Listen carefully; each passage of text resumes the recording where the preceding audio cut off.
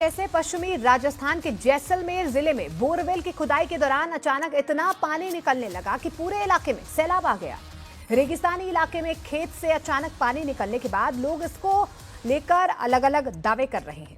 इस खबर को लेकर लेटेस्ट अपडेट ये है कि मोहनगढ़ के जिस खेत से पानी की तेज धारा निकल रही थी वहां पर अभी पानी का बहाव थोड़ा कम हो गया है।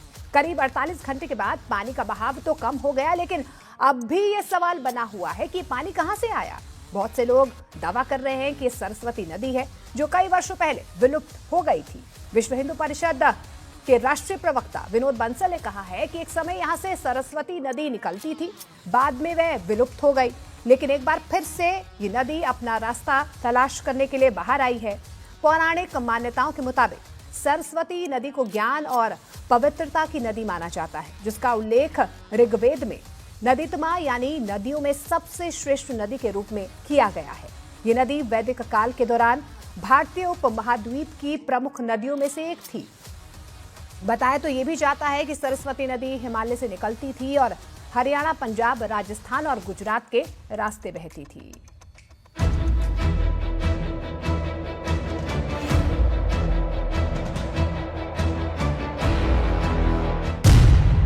जैसलमेर में जमीन फाड़ कर निकला पानी।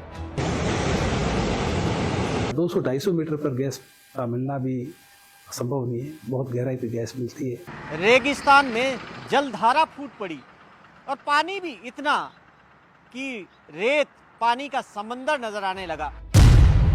800 फीट नीचे आया सैलाब, खेत बन गया तालाब। तो वहाँ अभी भी विस्फोट होने की या जहरीली गैस या दोबारा रिसाव शुरू होने की संभावना बनी है। तकरीबन 10 फीट ऊपर तक जलधारा बहने लगी और पानी का बहाव इतना तेज था कि जिस बोरिंग मशीन से खुदाई की जा रही वो पानी में डूब गई। पूरा खेत पानी में डूब गया।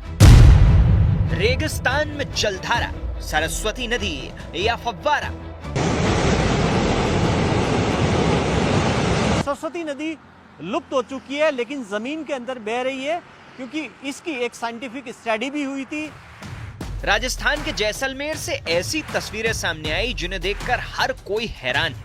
मोहनगढ़ इलाके में खेत में खुदाई के दौरान अचानक जमीन के नीचे से भारी मात्रा में पानी निकलने लगा। मीठे पानी के लिए करीब 800 फीट की खुदाई की गई थी, जिसके बाद वहां पानी की इतनी तेज धार निकली कि पूरा इलाका जलमग्न हो गया। रेगिस्तान में सैलाब आ गया। पानी अचानक इतनी तेजी से आया कि खुदाई के लिए लाई गई 22 टन भारी मशीन से लदा ट्रक जमीन धंसने से 850 फीट गहरे गड्ढे में समा गया। दरअसल जैसलमेर के मोहनगढ़ में एक किसान विक्रम सिंह भाटी अपने खेत के अंदर बोरवेल कर रहा था।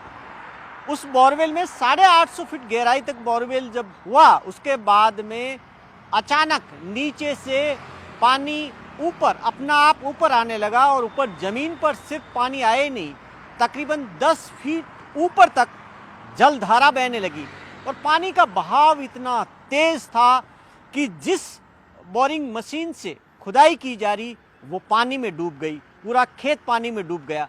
आसपास का इलाका पानी के अंदर डूब गया। हालात इतने बिगड़ने लगे कि प्रशासन को सख्ती करनी पड़ी। वहां पर 500 मीटर के दायरे के अंदर निषेधाज्ञा लगानी पड़ी और किस तरीके से पानी रोका जाए इसकी चिंता बढ़ गई।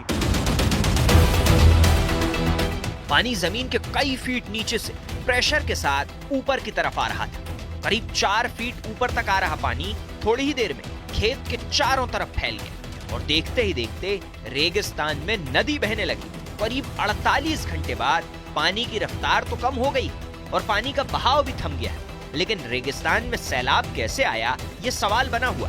कई लोगों का दावा है कि ये सरस्वती नदी जो काफी सालों पहले विलुप्त हो गई, अब वो वापस आ गई। 3 धारणाएं नजर आने लगी। सबसे पहले ये शक हुआ कि शायद ये सरस्वती नदी का पानी है। सरस्वती नदी का पानी होने की शक की बड़ी वजह यह है क्योंकि सरस्वती नदी का जो चैनल है, जो हरियाणा के कुरुक्षेत्र से होते हुआ राजस्थान के हनुमानगढ़, गंगानगर और फिर उसके बाद में जैसलमेर होते हुए आगे पाकिस्तान के अंदर जाती है और ज़मीन के अंदर सरस्वती नदी बहती है। सरस्वती नदी लुप्त हो चुकी है लेकिन ज़मीन के अंदर बह रही है, क्योंकि इसकी एक साइंटिफिक स्टडी भी हुई थी। इसरो ने सैटेलाइट से जो इमेज ली थी आज से 2 दशक पहले, उसके अंदर ये तस्वीरें भी सामने आई कि नीचे ज़मीन में अंडरग्राउंड